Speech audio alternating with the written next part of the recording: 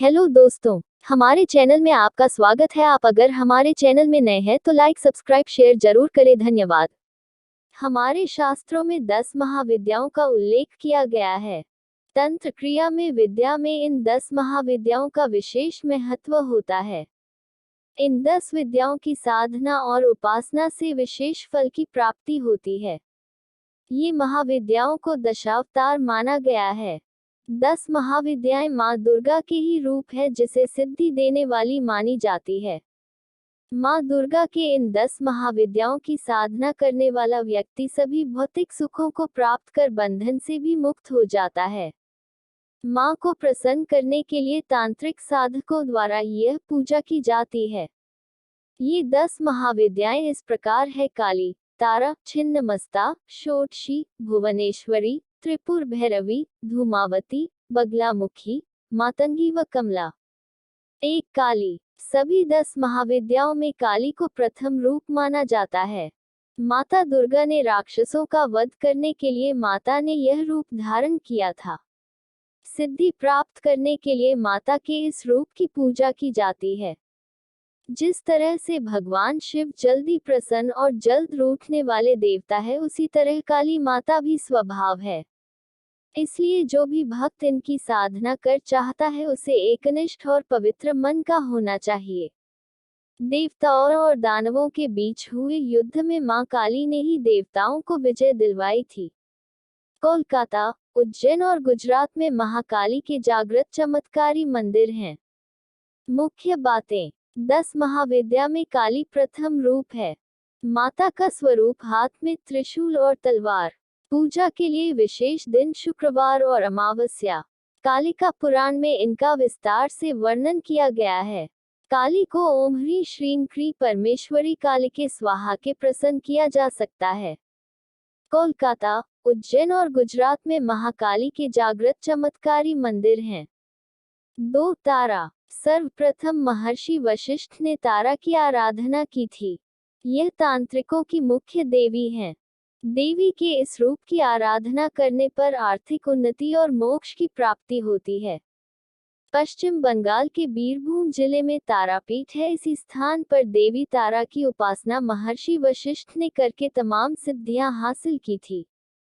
तारा देवी का दूसरा प्रसिद्ध मंदिर हिमाचल प्रदेश की राजधानी शिमला में स्थित है। मुख्य बातें: चैत्र मास की नवमी तिथि और शुक्ल पक्ष के दिन तंत्र साधकों के लिए सर्वसिद्धिकारक माना गया है। तारा मां को जागृति करने के लिए ओम ह्रीं स्त्री हुम फट मंत्र का जाप कर सकते हैं। परेशानियों को दूर करने के कारण इन्हें तारने वाली माता तारा कहा जाता है। 3 त्रिपुर सुंदरी। इन्हें ललिता, राजराजेश्वरी और त्रिपुर सुंदरी भी कहते हैं।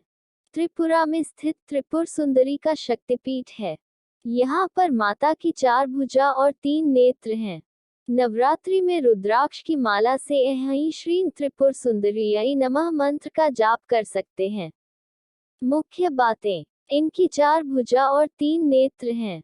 ऐं श्रीं त्रिपुर सुंदरीयै नमः मंत्र का जाप कर सकते हैं। 4 भुवनेश्वरी। पुत्र प्राप्ति के लिए माता भुवनेश्वरी की आराधना फलदायी मानी जाती है। यह शताक्षी और शाकंभरी नाम से भी जानी जाती है। इस महाविद्या की आराधना से सूर्य के समान तेज ऊर्जा प्राप्ति होती है और जीवन में मान सम्मान मिलता है। मंत्र: ह्रीं भुवनेश्वर्यै ह्रीं नमः। 5 छिन्नमस्ता। इनका स्वरूप कटा हुआ सिर और बहती हुई रक्त की 3 धाराएं से सुशोभित रहता है। इस महाविद्या की उपासना शांत मन से करने पर शांत स्वरूप और उग्र रूप में उपासना करने पर देवी के उग्र रूप के दर्शन होते हैं। छिन्नमस्तिके का यह मंदिर झारखंड की राजधानी रांची में स्थिति है।